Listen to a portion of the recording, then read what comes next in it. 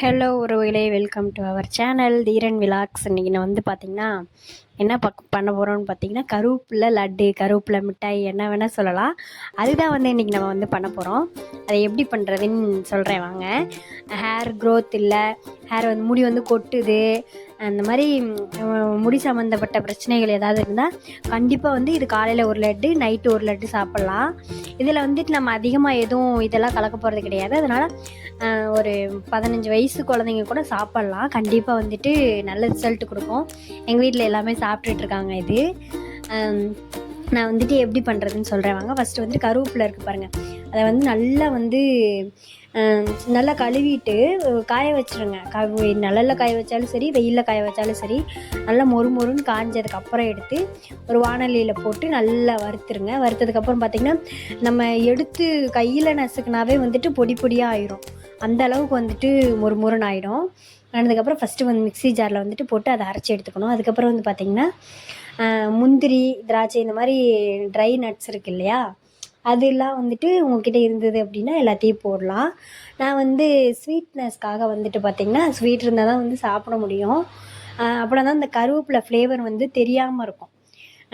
வேறு குழந்தைங்களுக்கெல்லாம் கொடுத்திங்கன்னா கூட இந்த ஃப்ளேவர் தெரியாமல் சூப்பராக சாப்பிடுவாங்க. அதனால் பார்த்திங்கன்னா, சுக்கு, ஏலக்காய், நட்ஸு, நான் முந்திரி, திராட்சை, அப்புறம் இந்த இது இருக்குல்ல, வால்நட்டு, பாதாம், இதெல்லாம் போட்டேன். அதையும் நல்லா ட்ரை ரோஸ்ட்டு பண்ணிவிட்டு அதையும் மாற்றி வச்சுக்கலாம். மாற்றி வச்சுட்டு பார்த்திங்கன்னா, நல்லா ஆறட்டும். இது நல்லா ஆறுனதுக்கப்புறம் ஃபஸ்ட்டு கருவேப்பிலையை போட்டு நல்லா அரைச்சி வச்சுக்கணும். நான் ஸ்வீட்னஸ்க்காக பேரிச்சம்பழம் தான் சேர்த்துருக்கேன். நீங்கள் நாட்டு சக்கரை, வெல்லம், பனங்கற்கண்டு எது வேணால் சேர்த்துக்கலாம். நான் பார்த்திங்கன்னா டேட்ஸு தான் சேர்த்துக்கிட்டேன். ஃபஸ்ட்டு அதை பவுட்ரு அரைச்சதுக்கப்புறம் டேட்ஸு போடணும். டேட்ஸை போட்டு ஒரு அரைச்சதுக்கப்புறம் அப்புறம் நட்ஸு போடணும். நட்ஸ் எடுத்து போட்டு அரைச்சது. இந்த மாதிரி ஒவ்வொரு ப்ராசஸாக பண்ணிங்கன்னா தான் கரெக்டாக இருக்கும். எல்லாத்தையும் ஒன்றா போட்டிங்கன்னா கருவேப்பிலை நல்லா மசிப்படாது.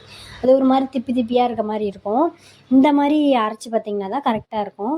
எல்லாத்தையும் அரைச்சிட்டு உங்களுக்கு லட்டு மாதிரி பிடிக்கிறதுக்காக நெய், நல்லெண்ணெய் ஏதாவது ஊற்றி நல்லா கலந்துட்டு அதுக்கப்புறம் அழகாக லட்டு மாதிரி பிடிச்சிங்கன்னா சூப்பராக வரும்.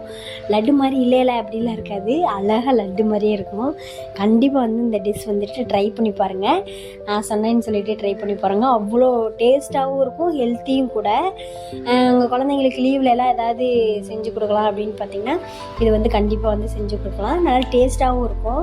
கண்டிப்பாக செஞ்சு பார்த்துட்டு எப்படி இருக்குன்னு சொல்லிவிட்டு கமெண்ட் பாக்ஸில் கமெண்ட் பண்ணுங்கள். அப்புறம் அந்த லட்டு வேணும் அப்படின்னா ஹாய்னு ஒரு மெசேஜ் பண்ணுங்கள். நான் உங்களுக்கு ப்ரிப்பேர் பண்ணி கொடுக்குறதா இருந்தால் கூட நான் ப்ரிப்பேர் பண்ணி கொடுக்குறேன்.